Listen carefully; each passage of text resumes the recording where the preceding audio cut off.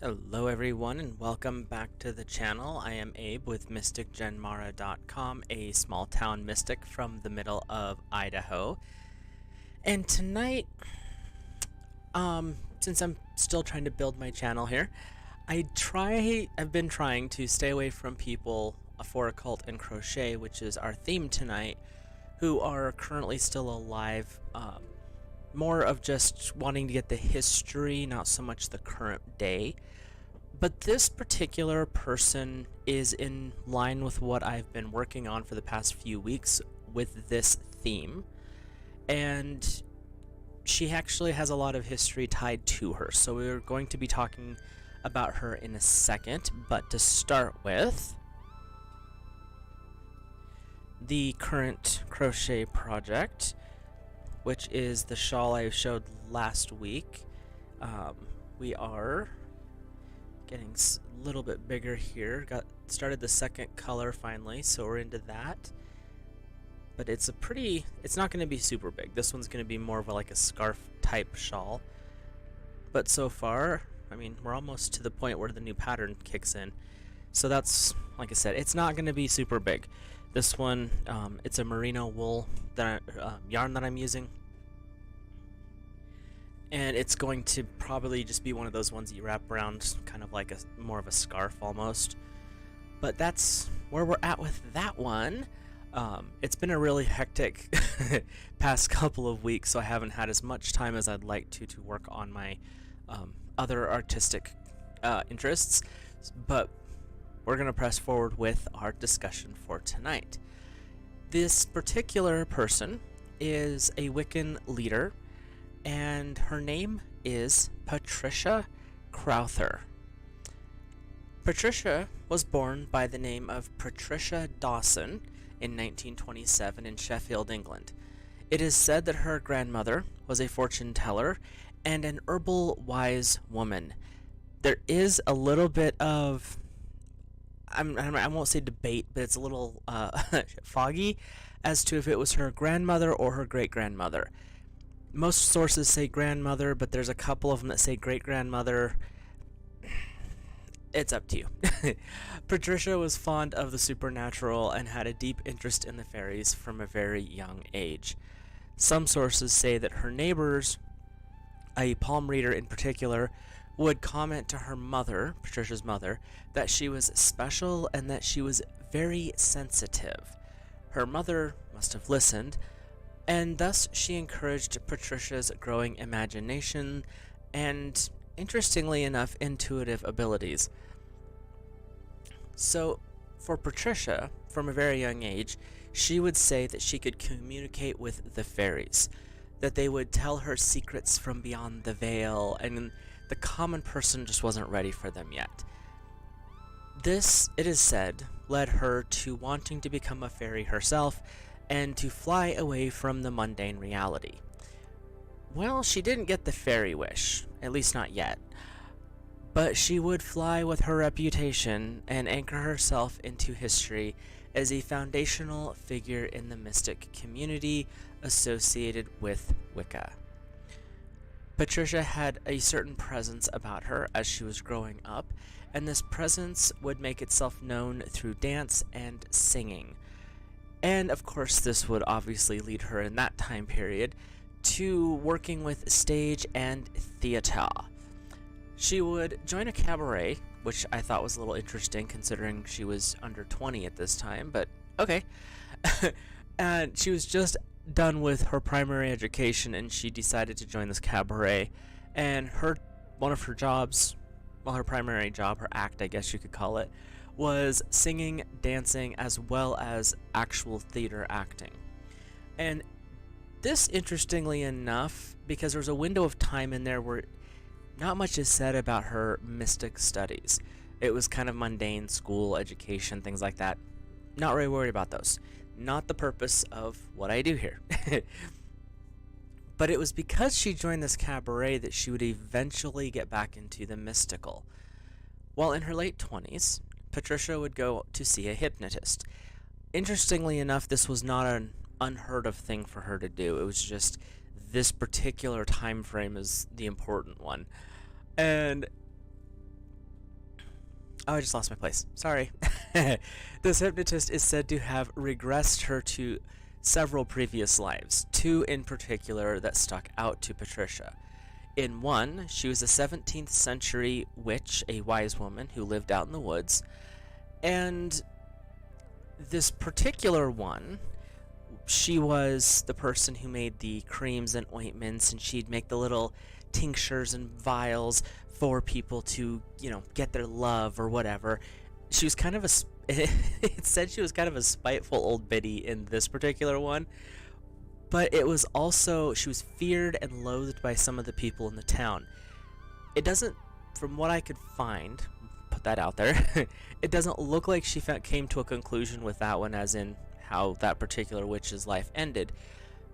But it's implied that it wasn't so great.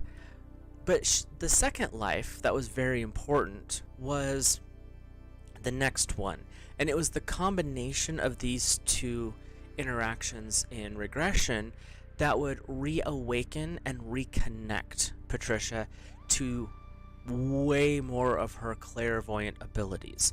The second session would have her seeing visions where she was a high priestess who served a goddess of great power, is what the wording said. Now I've got to find the picture I had. Just a second, sorry. There it is. And this this was the image. As I was looking for pictures for her, I found this one on Reddit, and it just kind of makes me imagine her back in a bygone era where she was this high priestess that served this goddess of great power. And I mean, that image screams serving a great powerful goddess. And honestly, the way she went about it through these two primary visions, this was one heck of a great way to reconnect to your clairvoyant abilities as far as I'm concerned. In 1965 or 1956, let's try that. While still touring with her cabaret, Patricia would meet a ventriloquist and stage magician, also an illusionist, which is kind of a stage magician, just a way to differentiate the art of magic from stage illusion work. And this man was named Arnold Crowther. So up to this point, Patricia had her maiden name of Dawson. So now we're moving into where she actually has her name today. The interesting thing about Arnold Crowther, though, Patricia had been told by a fortune teller in 1954, so 2 years earlier, that she would meet a man in the theater arts like her, and that this man would become her husband.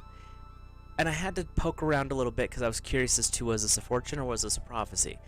And it seems almost like it was a prophecy in a sense. The fortune teller told Patricia that in 2 years' time, this was in 1954, she would meet her husband, the man who would become her husband, and that she would meet him over water. Not specifying anything more than that. And that there would be an instantaneous connection with the two of them.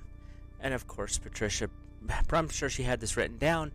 And the funny part is, she was on a flight over a body of water from, I think it was the Isle of Skye or something, back to mainland England.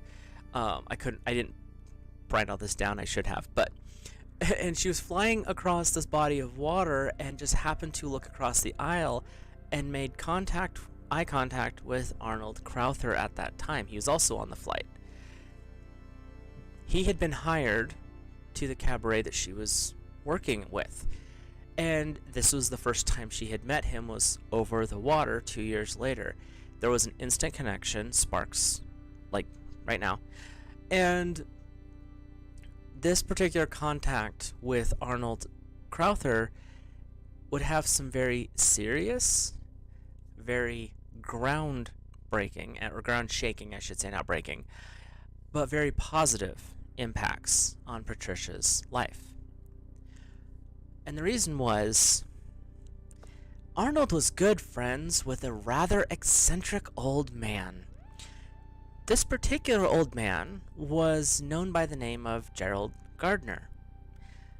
Arnold had been friends with Gerald for many years, having met him in 1939.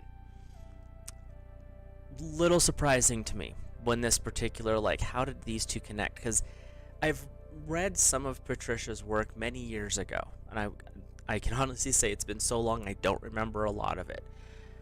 And I never put two and two together as how she met Gardner, because she talks about him, but apparently I have a hairy string. I never read the right book or something, or I just was naive at the time and skipped over this. But it was Arnold that introduced her to Gerald Gardner. Patricia began her journey into the craft of the wise by being initiated by none other than Gerald Gardner himself.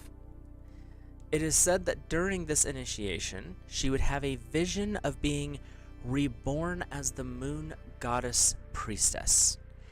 When I first read that in what I've been doing, I thought back to, this is so gonna date me, the original Sailor Moon back in the 90s, because she was, the Sailor Guardians. But she was the Sailor Moon, and that's what, I don't know why that just stuck in my head when I read this, so, sorry. I have some nerd streaks, it's just what it is. It sounds like her previous life was being reborn, though, into the current time, because in her vision from the hypnotist regression, she was the High Priestess to a powerful goddess. Well, now she is having visions while being initiated into Gardner's coven. This particular initiation was in 1960. After her initiation, same year, Patricia would go on to initiate Arnold into the craft. Arnold, for as long as he had known Gardner, had never taken the step to join. But he eventually would join. And this is Arnold, Patricia, and of course, if you've seen anything of Gerald Gardner, this is kind of the atypical version. Hair every which direction, big smile on his face. In a lot of ways, I would have loved to have met this man. I think he would have been so fascinating to actually visit with. And since most of the people who did join these Wiccan covens back in the day, and they still do this to a certain extent now, after her initiation, she would take on a craft or a coven name, meaning the name she would use within the coven, and that would be of Thelema. Interesting name, huh? And we're going to dive into that name a little bit later. A little bit of a foreshadow there of a future episode. Because the name Thelema has a great deal of metaphysical history, occult history, especially in the last 130 years or so. So we'll go into that a little bit later, but not tonight. Patricia would eventually get married to Arnold Crowther. Now, I say the term married, but it was actually a very private, very sky-clad, hand-fasting celebration. And one of these days I do want to go over a hand-fasting ritual because they're so cool, and the simplicity but the beauty that's associated with them, it's worth learning about. But I wanted to go over that in its own time so I can dedicate the time to it. This is a pagan form of a wedding celebration. This particular ceremony was initiated by their mutual friend and mentor, Gerald Gardner. And this particular celebration, the hand fasting, it was said went late into the night. Dancing, singing, enjoying libations, and then, again, sources are a little bit mixed. One source, or a couple sources said, the very next morning, they had a civil ceremony fully clothed, because Patricia and Arnold were growing celebrities within England. So they, of course, them getting married, big news. And whether or not it was the next day or a couple days later, it was very official, very, reverent. But what fun is that? Way better to be completely bare before the Lord and Lady in all of its purity, to be honest with you. But, You gotta do that whole normie thing once in a while. After their hand fasting, the couple would hive off of Gerald's original coven that they had joined, and they would eventually form the Sheffield Coven later that year in 1961. Patricia was the High Priestess, as she had been initiated and grown into that position, and as such, she chose Arnold to be her High Priest within the Coven. But they never did stray too far away from Gardner during this time period. They would continue to study under him for many more years. Patricia would promote the craft of the wise, or as we call it today, Wicca, through many books and publications over the years, articles and papers. She offered many interviews. Several of them were actually on TV. I couldn't find direct links to any of the interviews, and I did dig around for a while, and eventually I was like, this is fruitless for me. But there were some links to videos featuring her audio dubbing, basically. And those are featured below. One of which that I wanted to bring your attention to, well, two of them in particular. When she is doing the Aradia chant, which is the one of the witch goddesses, is really kind of cool because it's just an audio recording, but she starts, then they respond, and it's kind of like this back and forth between her and the Coven, and I don't know, it's really cool to listen to. To me, it gave me kind of chills. The other one that I put down here is the Zodiac playlist, because she had written rituals for each of the zodiacs through the year, so 12 of them. And I purposely separated out the Rite of Aries because we're in the Aries season, start of a new zodiac year. Like, why not, right? So, where are we at?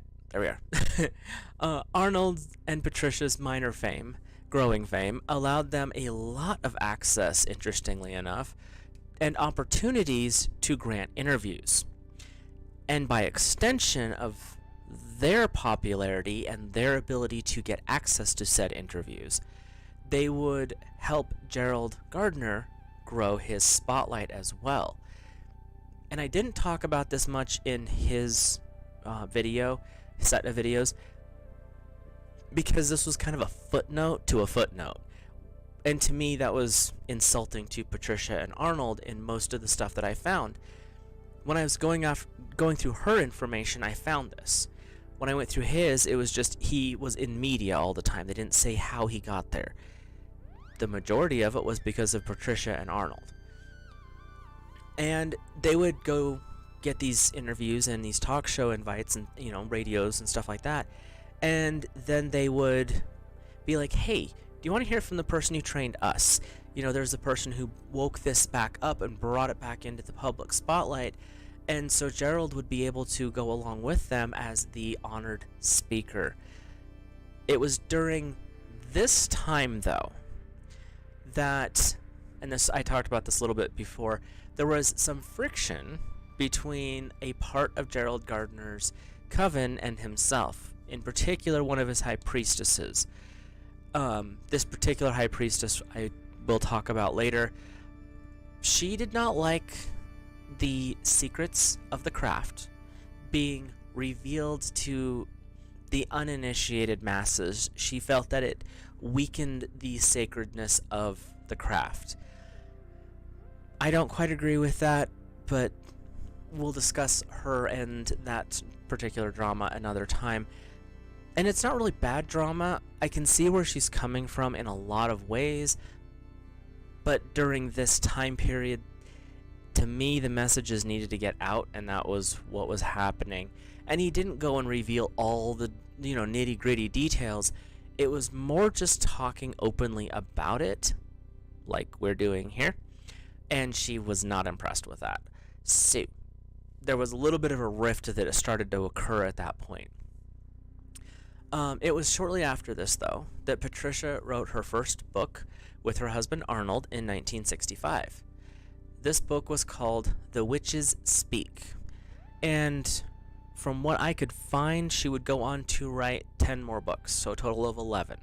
Some by herself, some were co-authored with other Wiccans that were up and coming at that time. Most of those books are still in print, not all of them. The ones that I could find without going through eBay or something auction site where you're going to spend a fortune on, I did link below. If you're interested, you can check those out.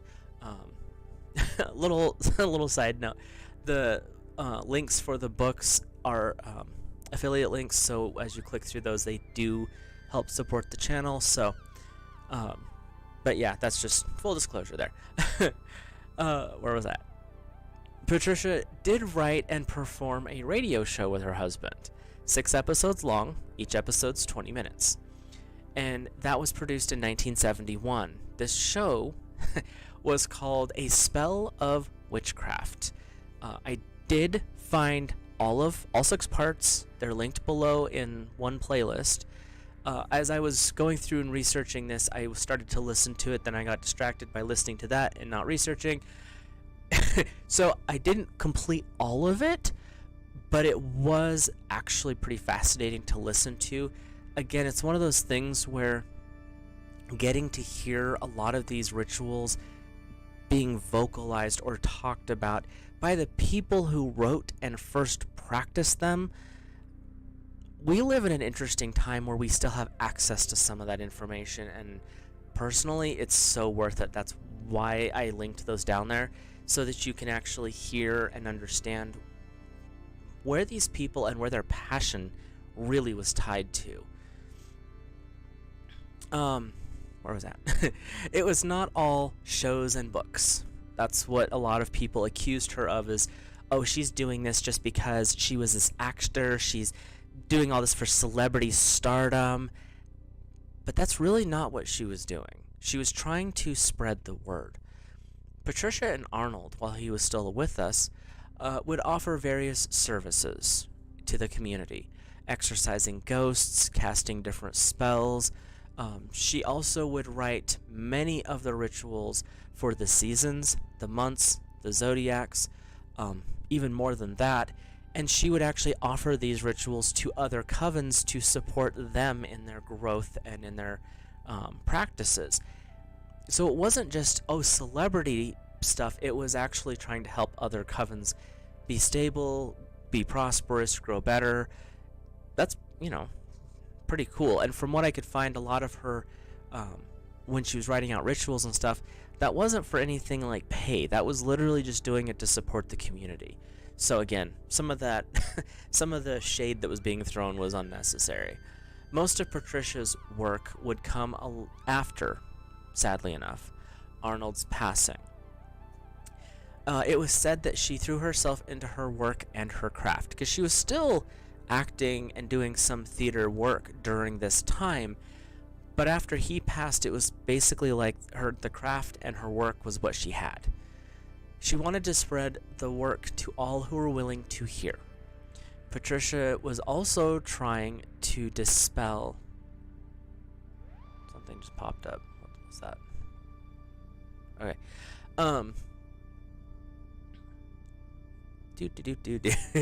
Patricia was trying to dispel the misinformation that was being spread about the craft and witches in general. A worthy pursuit, if I do say so myself, and she still cares deeply about the craft to this day and will defend and educate about the beauty of the craft. From what I could find, literally to this moment, she's still doing this. As I was researching this topic, I did run across some information about why she was so passionate about the craft. And all I can say before I go into this further is I respect the passion, and I understand, maybe not in the way that she is, but I understand this devotion and drive.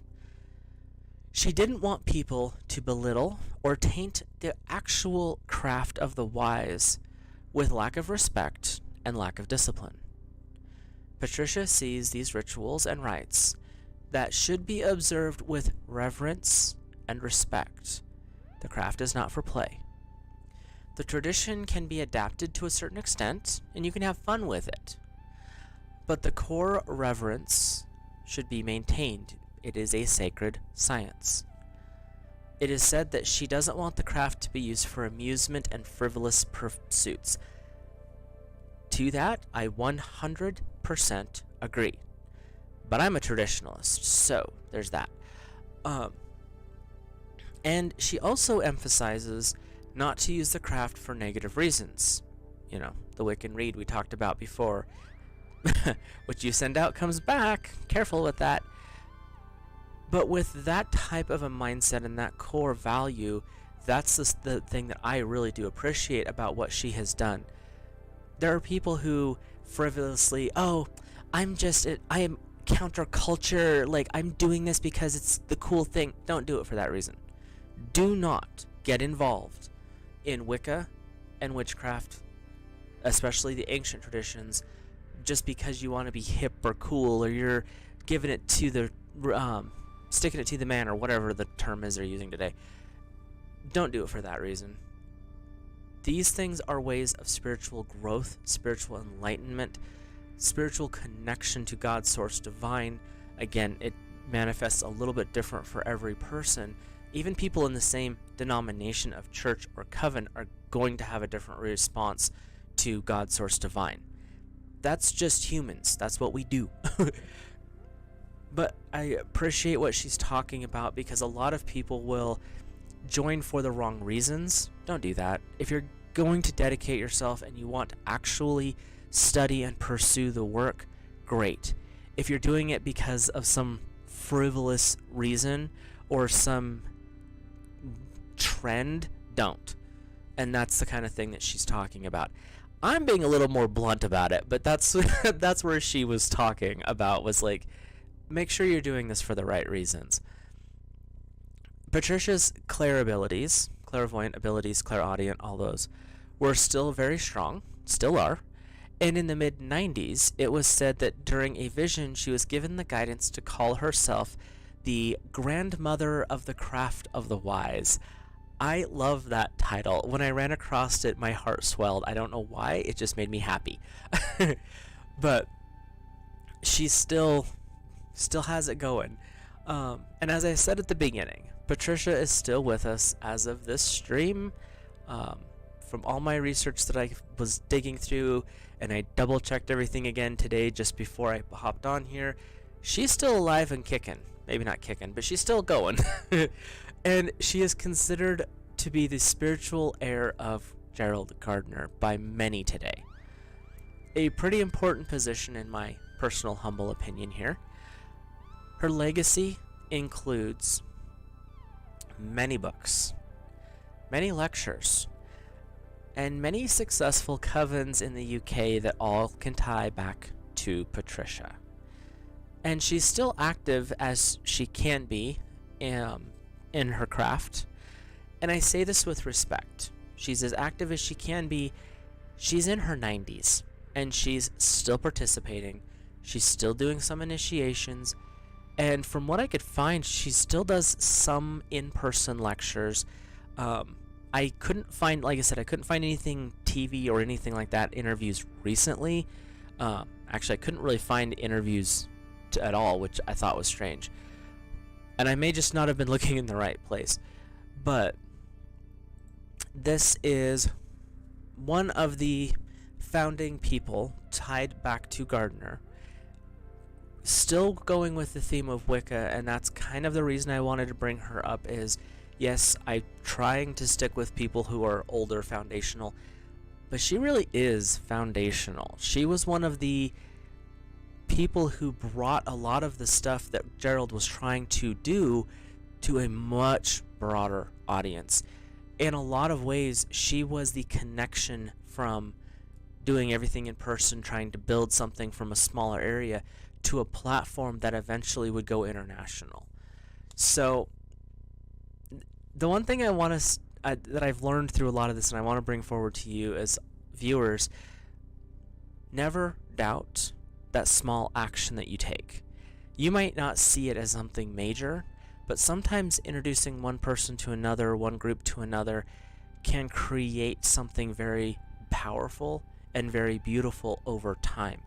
You may not realize it when you make that first initial connection, as Arnold, I'm sure, did not think that it would get this big when he introduced Patricia to Gerald, or how Arnold and Patricia's presence and reputations would get Gerald the spotlight he needed to spread the word.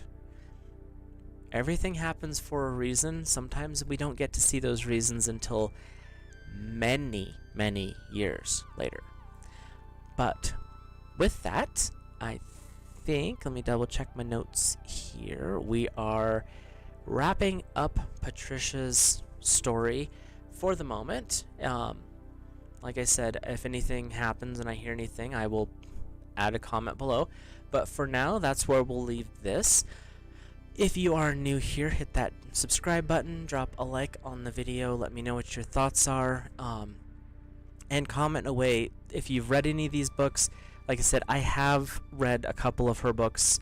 I went through my I have a bit of an issue. I mark down all of the books that I own, purchase, and then I mark down when I read them, and I mark what my thumbs up, thumbs down type thing, if it was neutral. So I have an impression on all of them. The two that I read of hers, I actually did star, saying that I did like them, they were good. It's just been probably 15 years since I picked up those books. So, I personally enjoyed them. There was a lot of good information in there, and at that time I was so buried in everything. I was reading Gardner's work, I was reading a whole list of other people's books, so hers was just an addition to that, so I, in my mind right now, can't separate them out. But they were all there, so let me know if you've read any of them, what your thoughts are, etc. With that, I will let you guys go. Have a great rest of your week, and I will see you in the next video.